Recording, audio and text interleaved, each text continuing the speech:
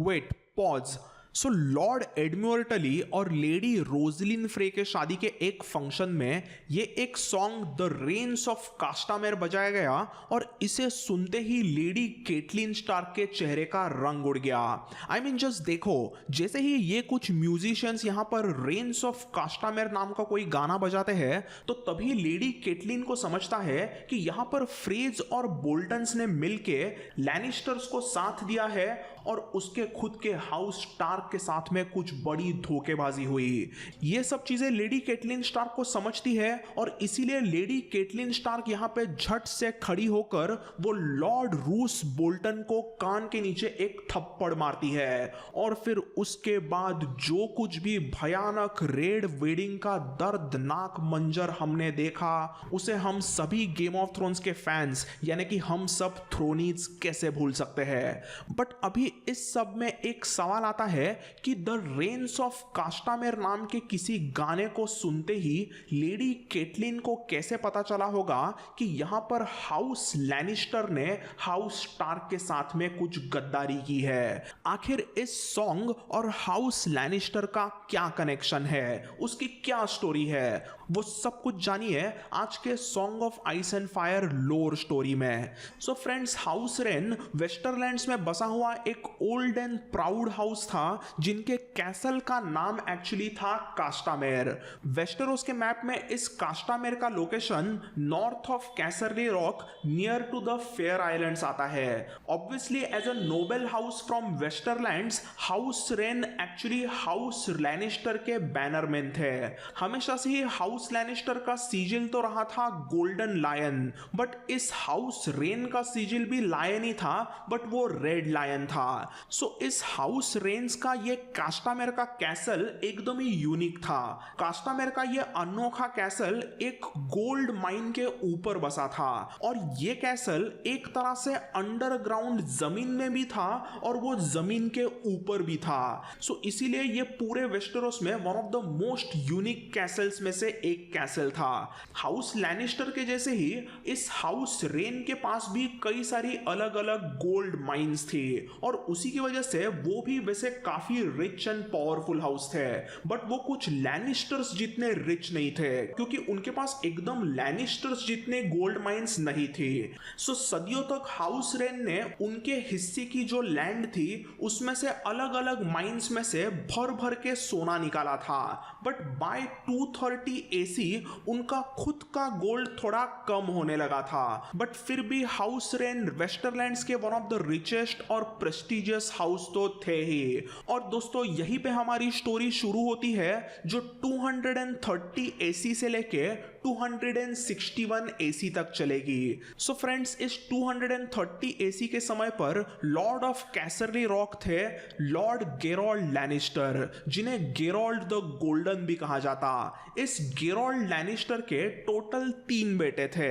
सबसे बड़े बेटे एक्चुअली 2 ट्विंस थे, जिसमें पहले का नाम था टाइवॉल्ड और सेकंड था टियोन। फिर इन ट्विंस के बाद में सबसे छोटा आता है टाइटोस। सो लॉर्ड गेरोल्ड के ये 3 बेटे थे, टाइवॉल्ड, टियोन एंड सबसे छोटा टाइटोस। अभी वैसे तो टाइवॉल्ड और टियोन ट्विंस थे, बट उन दोनों में कुछ मिनटों से टाइवॉल्ड बड़ा था और इसीलिए उसे फर्स्ट बॉर्न सन का अधिकार दिया गया था। मतलब टाइवॉल्ड heir to the Casterly Rock था। सो ये तो हुआ गोल्डन लायन वाले लैनिस्टर्स का इंट्रोडक्शन। अब दूसरे तरफ वैसे ही रेड लायन वाले रेन्स की बात करें तो लॉर्ड ऑफ कास्टामेर थे Roger Reyne, also known as the red lion. तो इस रॉजर रेन को एक छोटा भाई था और एक बहन थी। भाई का नाम था रेनार्ड रेन। ये रेनार्ड मतलब एकदम ही शातिर और बोल बच्चन किस्म का बंदा।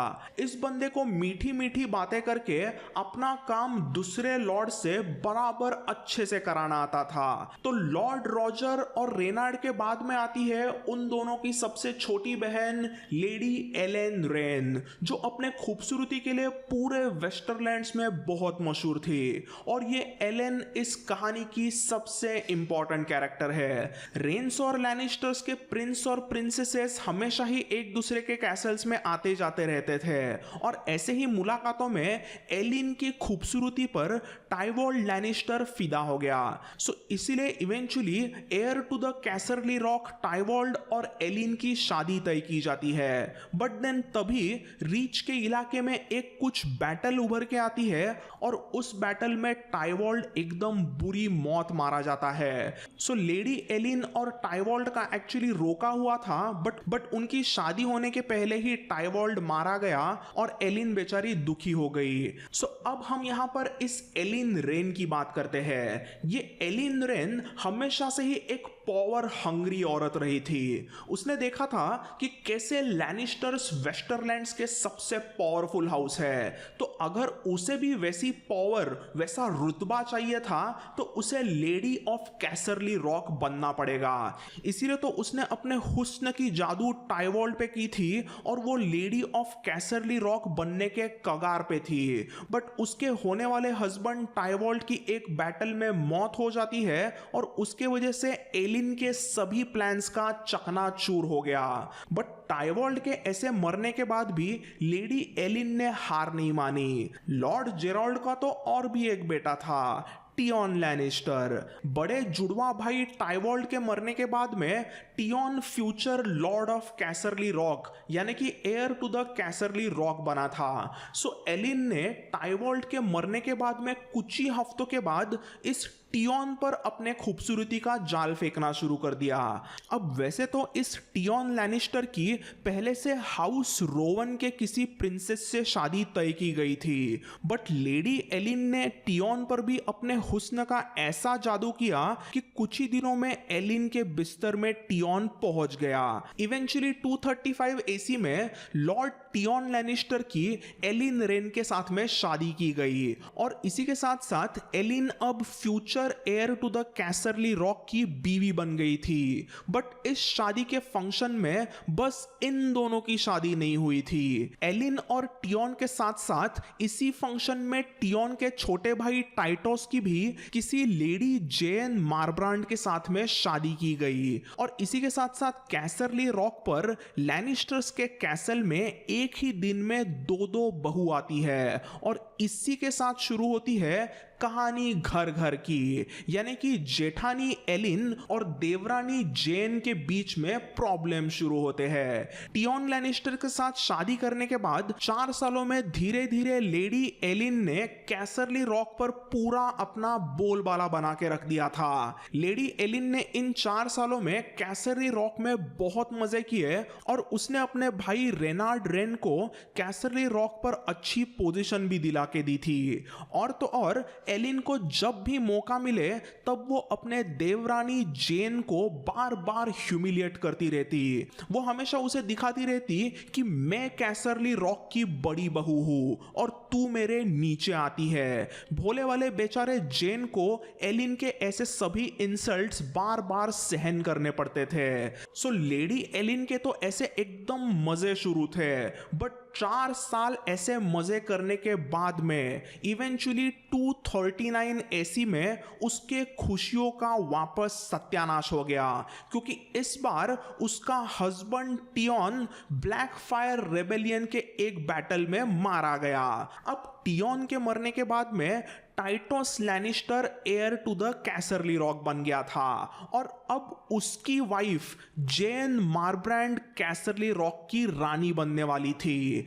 अभी legendary Targaryen queen Alysanne Targaryen के विडोज लॉ के वजह से टियोन के मरने के बाद भी लेडी एलिन को कैसरली रॉक पे रहना अलाउड था। अब ये आपको विडोज लॉ अच्छे से इन डेप्थ जानना है तो आप मेरे फायर एंड ब्लड के चैप्टर 32 वाले वीडियो को जरूर देखना, लिंक इज इन डिस्क्रिप्शन। सो 4 सालों तक लेडी एलिन ने जेन के साथ में बहुत बदतमीजी की थी और उस बदतमीजी का बदला लेने का मौका अभी जेन को मिल गया था। बट जेन ऐसी बुरी औरत नहीं थी, उसने एलिन के साथ में कुछ भी बुरा बर्ताव नहीं किया।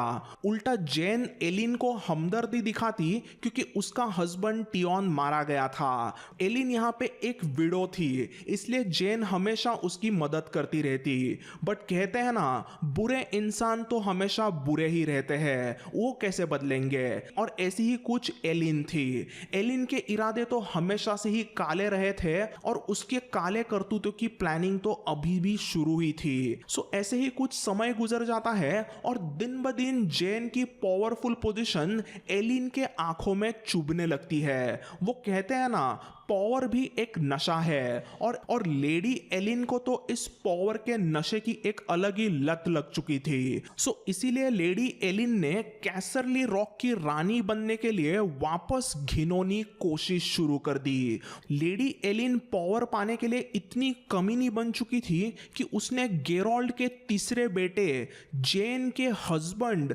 टाइटोस पर भी अपने हुस्न की जादू शुरू कर दी। धीरे धीरे एलिन ने टाइटोस को सीड्यूस करना शुरू कर दिया ताकि टाइटोस जेन को छोड़ के उसके पीछे भागे और उससे शादी कर दे। इवेंचुअली एक दिन जब जेन कैसरली रॉक पे नहीं थी, तब एलिन ने टाइटोस को ऐसा सीड्यूस किया कि टाइटोस भी एलिन के बिस्तर में चले गए।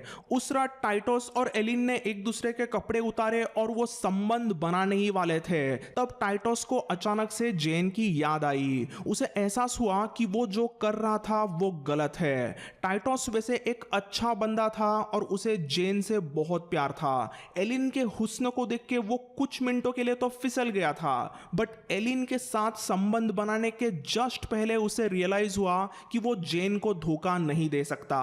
सो टाइटोस ने अपने कपड़े उठाए और वो लिटरली बेडरूम से नंगा भाग के नीचे आ गया।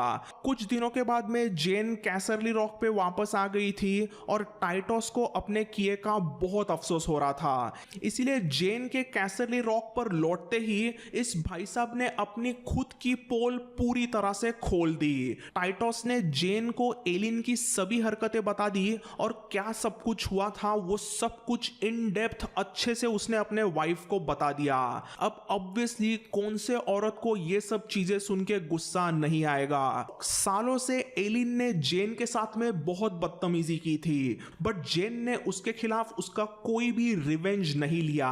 उसने चुपचाप वो सब सहन कर लिया था, बट इस बार एलिन ने उसके हस्बैंड के साथ में रिश्ता बनाना चाहा and this time Jen had it enough. वो एलिन को माफ नहीं कर सकती थी, बट वो खुद भी उसके खिलाफ ऐसा क्या ही कर लेगी। तो इसलिए उसने क्या किया, तो एलिन को सबक सिखाने के इरादे से जेन ने एलिन की सभी काली करतूतें lord of Casterly Rock Gerold Lannister को जाके बताई। लेडी एलिन ने की हुई यह हरकतें सुन के गेरोल्ड द गोल्डन को बहुत गुस्सा आया और उन्होंने एलिन को सबक सिखाने का फैसला कर दिया। इस लेडी एलिन को मर्दों को सीड्यूस करना बहुत पसंद है, ये देख के गेरोल्ड लैनिस्टर ने इस एलिन की शादी 55 साल के बूढ़े वॉल्डरन टारबैक के साथ करा दी। इस लॉर्ड वॉल्डरन टारबैक का कैसल टारबैक हॉल कास्टामेर के नजदीकी बसा था और वो भी रेंस के तरह ही लैनिस्टर्स के बैनरमैन थे। अपने शादी के बाद में लेडी एलिन अपने बूढ़े हस्बैंड वॉल्डरन के साथ में टारबैक हॉल में रहने लगती है। लेडी एलिन को जेन ने उसके साथ जो किया उसका बहुत गुस्सा आया था, बट वो भी अभी क्या कर सकती थी। एलिन को अपना मन मार के दिल पे पत्थर रख के वॉल्डरन के साथ में टारबैक हॉल में रहना पड़ा। अब वैसे देखा जाए तो वॉल्डरन टारबैक 55 साल के तो थे, बट वो वैसे काफी हेल्दी और हट्टे कट्टे लॉर्ड थे। सो फ्रेंड्स, अब इन सब चीजों के बाद में हमें एक टाइम जंप लेना पड़ेगा, क्योंकि 240 एसी से लेके 260 एसी के बीच में बहुत सारे छोटे मोटे इंटरवल से इंपॉर्टेंट इवेंट होते हैं, बट मोस्टली इस टाइम पीरियड में जेन और एलिन के बीच में हुआ था वॉर ऑफ द वूम्स। सो जेन और एलिन के बीच में एक तरह से एक अजीब कंपटीशन हुआ था कि उन दोनों में सबसे ज्यादा बच्चे किसको होंगे। इसी को आगे सभी वेस्टेरोस में वॉर ऑफ द वूम्स कहने लगे थे। सो इसमें सबसे पहले लेडी एलिन एक तरह से जीत गई थी, क्योंकि उसे सबसे पहली बेटी हुई थी 240 एसी में, who was called as Roan. उसके बाद में अगले ही साल 241 एसी में उसे साइरेल नाम की और एक बेटी हुई एंड देन फिर 242 एसी में उसे एक बेटा होता है जिसका नाम रखा गया टियोन। ऑब्वियसली एलिन ने अपने मरे हुए पुराने हस्बैंड टियोन के ऊपर ही अपने बेटे का नाम रखा था। दूसरे तरफ जेन और टाइटोस को 242 एसी में एक बेटा होता है जिसको आप सभी जानते ही हो। इस टाइटोस और जेन के बेटे का नाम रखा गया था टाइविन लैनिस्टर। टाइविन के बाद में जेन और टाइटोस को 244 एसी में केवान नाम का और एक बेटा होता है एंड देन 245 एसी में जेना नाम की और एक बेटी होती है। इसी सब के बीच में 244 एसी में बूढ़े गेरोल्ड गोल्डन लैनिस्टर की डेथ होती है और Tytos Lannister officially lord of Casterly Rock बनता है। एग्जैक्टली इसी साल टाइटोस के लॉर्ड ऑफ कैसरली रॉक बनते ही लैनिस्टर्स के लिए ढेर सारे प्रॉब्लम शुरू हो गए। इसमें सबसे बड़ा प्रॉब्लम यह था कि टाइटोस एकदम ही भोला भाला निकम्मा लॉर्ड था।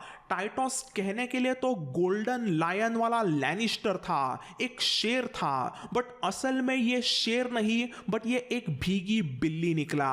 टाइटोस हमेशा से ही एकदम ही सीधा साधा भोला भाला एकदम मजाकिया बंदा था जिसे लैनी स्पोर्ट में अलग अलग कॉमेडी शोज वगैरह देखना पसंद था। टाइटोस को हमेशा से ही बोनो से यानी कि ड्वार्फ से वगैरह खेलना मजाक करना वगैरह पसंद था। ये भाई टाइटोस जब देखो हंसता ही रहता था, इसीलिए पूरे वेस्टरोस में इस टाइटोस को सब लोग द लाफिंग लायन कहने लगे। अभी टाइटोस के ऐसे पर्सनालिटी की वजह से पहले तो लैनिस्टर के बैनरमैन टाइटोस के साथ में हंसते थे, बट देन कुछ ही सालों में वो उस पे हंसने लगे। धीरे धीरे वेस्टरलैंड्स के सभी छोटे मोटे हाउसेस इस वीक मजाकिया टाइटोस लैनिस्टर का फायदा उठाने लगे और इसमें सबसे ज्यादा फायदा उठाया हाउस रेन और हाउस टारबैक ने। लेडी एलिन ने सालों पहले इस टाइटोस के साथ में संबंध बनाने की कोशिश की थी, इसीलिए उसे कैसरली रॉक पे आना मना था, बट एलिन के भाई रॉजर और रेनार्ड रेन कई बार कैसरली रॉक पे विजिट करते ही रहते थे। उन दोनों ने धीरे धीरे से बराबर गेम खेलना शुरू कर दिया और टाइटोस लैनिस्टर का फायदा उठाना शुरू कर दिया। उन दोनों ने कुछ ऐसा गेम खेला कि उन दोनों ने टाइटोस लैनिस्टर को अपना खास दोस्त बना दिया, बट ये दोस्ती नहीं थी, ये एक साजिश थी। मैंने आपको पहले ही बताया कि कैसे रेनार्ड रेन एक शातिर मीठी बातें करने वाला बंदा था जो अपने सेल्फिश इरादों के लिए किसी को भी बुद्धू बना सकता था। सो इसी रेनार्ड रेन ने अपनी क्यूट क्यूट भोली भाली बातें करते हुए टाइटोस को धोखा देना शुरू कर दिया और उससे ढेर सारा सोना लोन पे लेना शुरू कर दिया। सो 245 एसी से लेके 258 एसी तक यही कुछ 13 सालों में रेन्स और टारबैक्स ने लैनिस्टर्स का ढेर सारा गोल्ड उधारी पे लिया और उस गोल्ड के हिसाब में वो बार बार कुछ ना कुछ अफरा तफरी करते रहते हैं। कितना सोना वो एग्जैक्टली ले रहे हैं उसका कुछ हिसाब ही नहीं रहता। ये रेन्स और टारबैक्स कुछ तो झोल करके बेचारे मजाकिया लाफिंग लायन टाइटोस लैनिस्टर को लूटने लग गए थे। लेडी जेन ने देखा कि कैसे ये कमीने रेन्स और टारबैक्स उसके भोले भाले हस्बैंड टाइटोस को बुद्धू बना के उससे सोना लूट रहे थे, बट जेन उसके बारे में कुछ कर नहीं पाई क्योंकि टाइटोस रेनार्ड को उसका खास फ्रेंड मानने लगा था। टाइटोस को तो लगता था कि रेनार्ड और रॉजर रेन उसके बहुत ही अच्छे फ्रेंड्स हैं, बट असली उनकी काली करतूत है वो देख ही नहीं पाता। टाइटोस खुद दिल का साफ बंदा था तो उसे लगता था कि दुनिया भी वैसी ही है, बट वैसा नहीं था। दूसरे तरफ ढेर सारा सोना आने के वजह से रेन्स और टारबैक्स ऐसे दोनों हाउसेस की पावर बहुत बढ़ गई। 245 एसी से लेकर 258 एसी तक इन कुछ 12-13 सालों में कहते हैं कि लेडी एलिन ने टारबैक हॉल को ऐसा सजा दिया था कि इवन रेड कीप और हाई टावर के चकाचौंध भी टारबैक हॉल के सामने कुछ नहीं थी। इतना सोना चांदी हीरे जवाहरात और शान शौकत टारबैक हॉल में दिखाई देती थी। ये सब चलते इसी के दौरान जेन ने 250 एसी में टिगेट और 255 एसी में गेरियन लैनिस्टर को जन्म दिया। सैडली गेरियन को जन्म देते समय प्रेगनेंसी रिलेटेड प्रॉब्लम की वजह से जेन मर गई और उसके मरने की वजह से टाइटोस बहुत टूट गया था। जेन के मरने के बाद में लाफिंग लायन टाइटोस का हंसना ही बंद हो गया, बट वो अभी भी काफी वीक लॉर्ड तो था ही। अब इतने साल बाप टाइटोस तो बहुत ही वीक रहा था, बट टाइटोस का सबसे बड़ा बेटा टाइविन लैनिस्टर एक जबरदस्त नाइट और एक सीरियस बैटल कमांडर बनके उभर के आ रहा था। टाइविन पर बचपन से ही उसके माँ जेन ने अच्छे संस्कार किए थे और उसे बताया था कि बेटा टाइविन, तुम्हारे पापा टाइटोस वीक है, वो भोले हैं और सब ने उनका फायदा उठाया। सो अगर मुझे कुछ हो जाता है तो तुम्हें उनका ख्याल रखना होगा। इसी के साथ साथ जेन हमेशा अपने बड़े बेटे टाइविन को लेडी एलिन की काली करतूतें भी बताती रहती थी कि कैसे वो एक पावर हंग्री कमीनी औरत रही थी जो लैनिस्टर्स की गद्दी और पावर पाने के लिए कुछ भी करेगी। सो उस औरत से बच के रहियो। ऐसे कुछ संस्कार लेडी जेन ने अपने बड़े बेटे टाइविन को दिए थे। अपने माँ के ऐसे सब टीचिंग के वजह से टाइविन लैनिस्टर बचपन से ही एकदम सीरियस बंदा रहा था। लिटरली हर चीज, फिर चाहे वो घुड़सवारी हो, फाइटिंग हो, बैटल प्लानिंग हो, या फिर पॉलिटिक्स हो, या फिर इवन गर्ल्स के साथ में कुछ फ्लर्टिंग करना हो, कोई भी चीज ये बंदा टाइविन हमेशा सीरियसली करता था। कुछ भी चीज उसको हंसा नहीं सकती थी। ये बंदा लिटरली 5 साल की उम्र से ही एकदम ही सीरियस बंदा रहा था। इवेंचुअली टाइविन जैसे बड़ा हो रहा था वैसे वैसे उसने देखा था कि कैसे रेंस और टारबेक ने तरक्की की और इतने साल उसके पिता टाइटोस लैनिस्टर कैसे वीक लॉर्ड रहे थे। टाइविन ने खुद देखा था और खुद समझा भी था। टाइविन लैनिस्टर ने बचपन से देखा था कि कैसे लोग लैनिस्टर्स पर हंसने लगे थे, उसके पिता का पीठ पीछे कैसे लोग मजाक उड़ा रहे थे।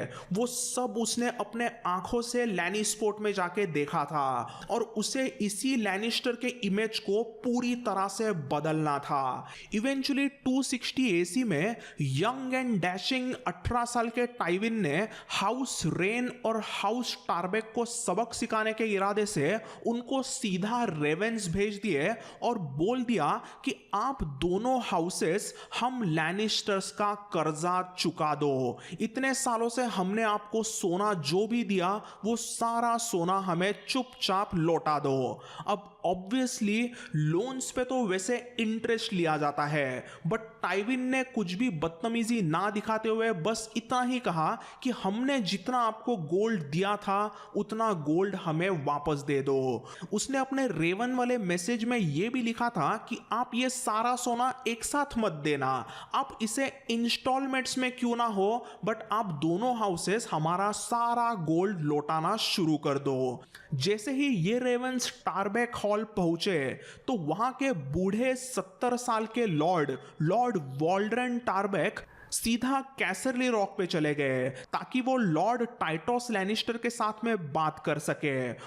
यहाँ पे वॉल्डरन टारबेक टाइटोस को मनाना चाहते थे कि ये लोन वगैरह भूल जाओ यार, तुम लैनिस्टर्स के पास में इतना सोना है तो हमें दिया हुआ लोन माफ कर दो। ऐसी कुछ बकवास बातें करके कर्जा माफी कराने के उम्मीद से लॉर्ड वॉल्डरन कैसरली रॉक पे आते हैं, बट वहां पे उनकी टाइटोस के साथ में मीटिंग नहीं होती क्योंकि उस समय लॉर्ड टाइटोस एक्चुअली गोल्डन टूथ चले गए थे। तो इस समय पर लॉर्ड वॉल्डरन टारबेक के सामने सिर्फ 18 साल का डैशिंग टाइविन लैनिस्टर था। यहां पर टाइविन और लॉर्ड वॉल्डरन के बीच में मीटिंग होती है और मीटिंग में जैसे ही लॉर्ड वॉल्डरन ने लोन्स ना चुकाने की बात की तो टाइविन लैनिस्टर को गुस्सा आ गया। उसने सीधा लॉर्ड वॉल्डरन को कैसरली रॉक के जेल में डाल दिया।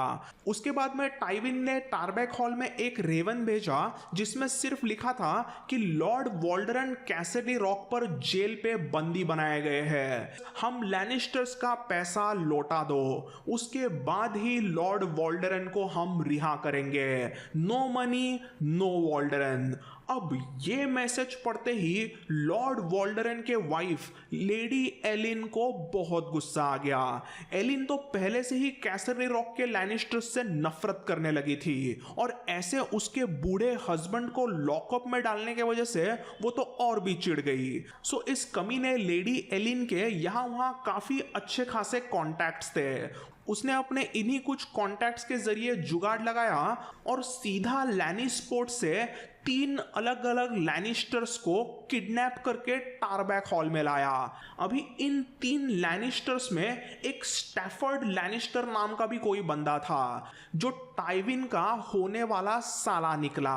स्टैफर्ड की एक खूबसूरत बहन थी जोआना, जिसके साथ में टाइविन लैनिस्टर की शादी तय की गई थी। ऑब्वियसली जोआना रोते रोते कैसरली रॉक पे आती है और वो अपने होने वाले हस्बैंड टाइविन को कहती है कि मेरे भाई स्टैफर्ड को कुछ भी करके प्लीज यहाँ पे लेके आओ। सो अभी जोआना के वजह से टाइविन को भी थोड़ा सा यहाँ पे ठंडा होना पड़ता है। तो कुछ ही दिनों में एलिन का भी कैसरली रॉक पे एक रेवन आता है और उसमें लिखा था, टाइविन तुम मेरे हस्बैंड वॉल्डरन को छोड़ दो, नहीं तो मैं स्टैफर्ड और बाकी दोनों लैनिस्टर्स को मार दूंगी। अब एलिन की ये हरकतें मतलब लिटरली खुली बगावत थी और इस बार टाइविन को बहुत गुस्सा आया था कि ये कमीनी हमारी बैनरमैन है और हमें कैसे चुनौती दे रही है। टाइविन तो चाहता था कि एलिन को वो जाके तबाह कर दे, बट टाइविन के कुछ भी करने के पहले उसके पिता Tytos the laughing lion picture में आ गए। So lord of Casterly Rock Tytos golden tooth से अपने कैसल कैसरली रॉक पर पहुंचते हैं और टाइविन ने पूरे किए हुए इस कांड का उन्हें बहुत गुस्सा आता है। उन्हें यह पसंद ही नहीं आता कि टाइविन ने उनके पीठ पीछे लॉर्ड वॉल्डरन को इस तरीके से जेल में डाल के रखा है और यह सब पूरा मामला अपने बेटे ने कैसे बेचीदा किया है उसका उन्हें बहुत गुस्सा आता है। वो अपने बेटे टाइविन को ऑर्डर देते हैं कि वॉल्डरन को अभी के अभी जेल में से रिहा कर दो, क्योंकि वॉल्डरन और टाइटोस हमेशा से ही काफी अच्छे दोस्त रहे थे। लॉर्ड ऑफ कैसरली रॉक टाइटोस खुद प्रिजन में जाते हैं और लॉर्ड वॉल्डरन को प्रिजन में से रिहा करते हैं और तो और टाइटोस लॉर्ड वॉल्डरन की माफी मांगते हैं और इवन टाइविन को उनकी माफी मांगने के लिए ऑर्डर देते हैं। वहां पर बेचारा टाइविन अपने पिता की ऑर्डर मानते हुए वॉल्डरन से माफी मांगता है, बट उसके मन में, उसके दिलो दिमाग में एक अलग ही ज्वालामुखी फूट रहा था। उसे वॉल्डरन और एलिन का बहुत गुस्सा आया था, बट अभी वो कुछ नहीं कर सकता था। He has to keep his calm. But ये जो ज्वालामुखी उसने दबाया था वो कुछ ही टाइम के बाद बाहर निकलने वाला था। सो lord of Casterly Rock टाइटोस Lannister ने वॉल्डरन को प्रिजन से तो रिहा किया ही, बट उसी के साथ साथ उन्होंने टारबैक्स का पूरा लोन माफ कर दिया और उन्हें इज्जत से टारबैक हॉल वापस भेज दिया। अपने हस्बैंड वॉल्डरन के लौटने पर एलिन ने भी सभी लैनिस्टर्स को छोड़ दिया और टारबैक हॉल के कैसल में एक बड़ी पार्टी ऑर्गेनाइज की गई जिसमें खुद टाइटोस लैनिस्टर भी गए थे और इस बड़े जश्न में टाइटोस लैनिस्टर ने रॉजर रेन और वॉल्डरन टारबैक के साथ में फ्रेंडशिप ऑफ इटर्निटी की थी। मतलब वो पूरी जिंदगी भर दोस्त रहेंगे, ऐसे कुछ कस्में वादे उन्होंने इस फंक्शन में खाए थे। बट काहे की इटर्निटी? ये फ्रेंडशिप ऑफ इटर्निटी जिंदगी भर तो रही ही नहीं, क्योंकि टारबैक हॉल के जश्न में टाइविन लैनिस्टर भी आया था। टाइविन ने पूरी तरीके से देख लिया कि ये रेंस और टारबैक्स कैसे उसके पिता को एकदम बुद्धू बनाते हैं। रेंस और टारबैक्स ने लैनिस्टर से सालों तक गोल्ड लेके अपनी खुद की पावर बढ़ाई और आज उनकी इतनी जरूरत हो गई थी कि उन्होंने हमारे लैनिस्टर्स के फैमिली मेंबर्स को किडनैप किया। ये सोच के ही टाइविन का खून खोला था। उसके मुताबिक ये टारबैक्स और रेंस हम लैनिस्टर्स को कैसे चुनौती दे सकते हैं। इन नल्ले हाउसेस की औकात ही क्या जो उन्होंने हम लैनिस्टर्स से पंगा लेने की हिम्मत की। ऐसे सब ख्यालों से टाइविन एकदम गुस्से में पागल हो रहा था। टाइविन ने उस पार्टी में देखा कि कैसे उसके पिता टाइटोस द लाफिंग लैनिस्टर के साथ में सब लोग मजाक मस्ती करते रहते हैं, बट कोई भी लॉर्ड उसके पिता से डरते नहीं है। टाइविन का यह मानना था कि एज ए लैनिस्टर वो सभी बैनरमैन के ऊपर आते हैं और उनका सब जगह पर एक अलग ही दबदबा होना चाहिए, उनका सब जगह पे खौफ होना चाहिए। हमारे खिलाफ इस तरह से कोई भी छोटी मोटी बगावत होनी नहीं चाहिए। ये टाइविन को यहाँ पे समझ में आ गया। टाइविन को समझ गया था कि उसके पिता टाइटोस ने लैनिस्टर्स के पावर को मिट्टी में मिला दिया है और अब अगर पुरानी लैनिस्टर्स की इज्जत, लैनिस्टर्स की पावर हासिल करनी है तो टाइविन को खुद ही कुछ एक्शन लेना पड़ेगा। टाइविन को ये सब समझ में आ गया था और टाइविन लैनिस्टर ने अपना दिमाग ठंडा करके रेंस और टारबेक्स के खिलाफ बदला लेने की प्लानिंग शुरू कर दी।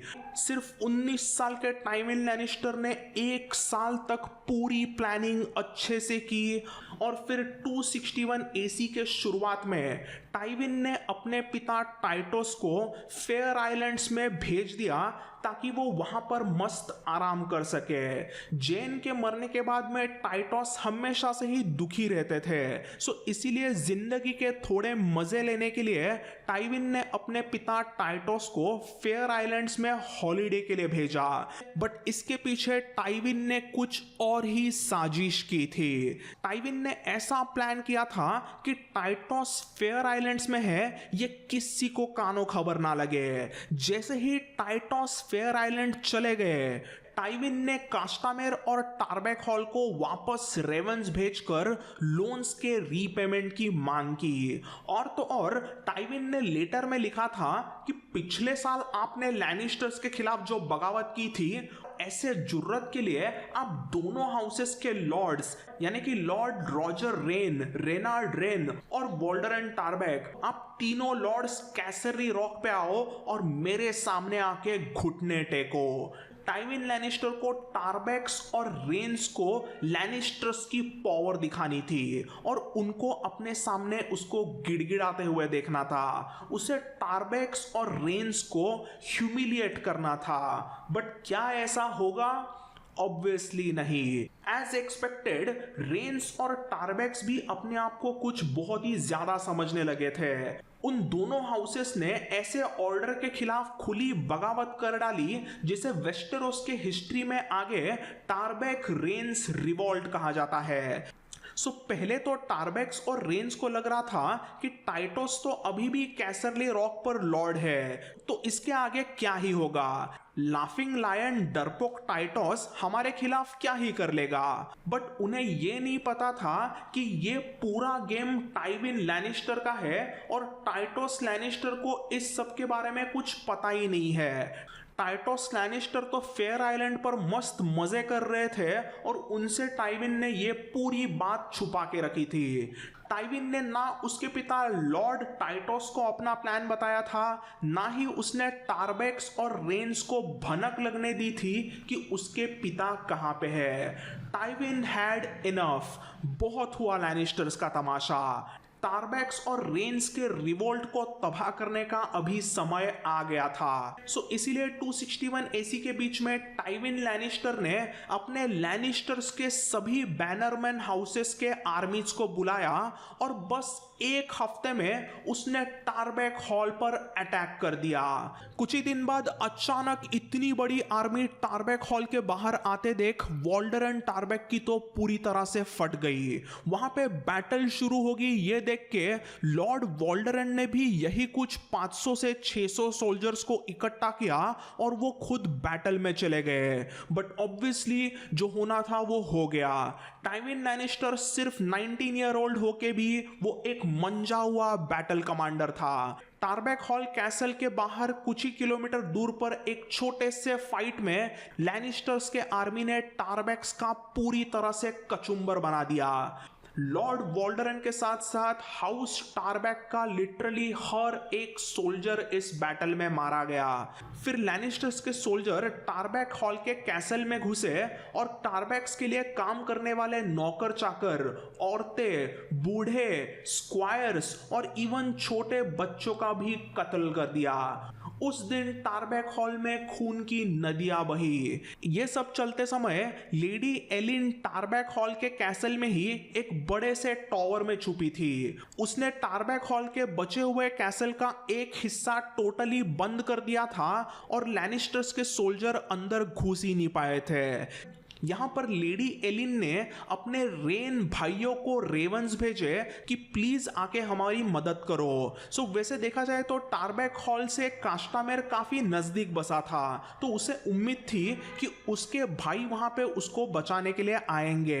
बट एलिन के बचने का कोई चांस ही नहीं था, क्योंकि खून के प्यासे टाइविन ने ट्रेबुशे वाले सीज मशीन्स वहां पर लाए और टारबैक हॉल पर उसने सीधा बड़े बड़े पत्थर मारने शुरू कर दिए।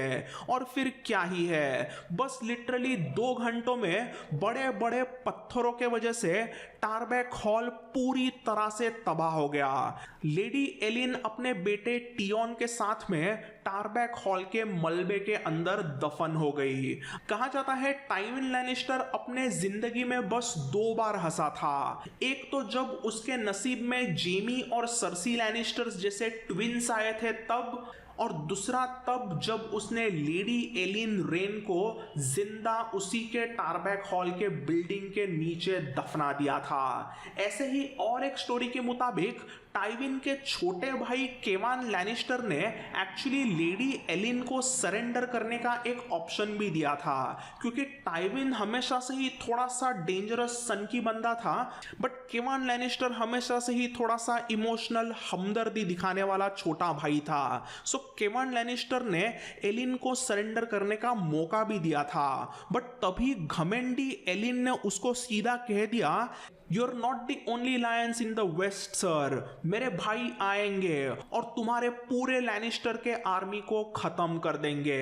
अभी ये सुनने के बाद में केवान लैनिस्टर को भी गुस्सा आ गया और फिर टाइविन और केवान ने मिलके पूरे हाउस टारबैक को खत्म कर डाला। ऐसे भी एक स्टोरी बताती है। Well guys, then anyways house Tarbeck के कैसल टारबैक हॉल को पूरी तरह से टाइविन ने तबाह कर दिया और उसने बचे कुछ कैसल को भी जला दिया। फिर टाइविन ने जलते हुए कैसल के सामने गेट पर वॉल्डरन का हेड और वॉल्डरन के बेटे का हेड स्पीयर्स में इंपल कर दिया था। इतना डेंजरस बंदा ये टाइविन था। इसके बाद में इवेंचुअली जब लॉर्ड रॉजर रेन टारबैक हॉल के यहाँ पे पहुंचते हैं तब उनके सामने टारबैक हॉल जल रहा था और लॉर्ड रॉजर को पता चल गया था कि उनकी बहन एलेन अभी मारी गई होगी। लॉर्ड रॉजर ने रात के अंधेरे में एक सरप्राइज अटैक लैनिस्टर आर्मी पे किया, जिसके कारण कई सारे लैनिस्टर्स के सोल्जर मरने लग गए। But then young commander in chief Tywin ने कुछ ऐसा वॉर गेम खेला कि लैनिस्टर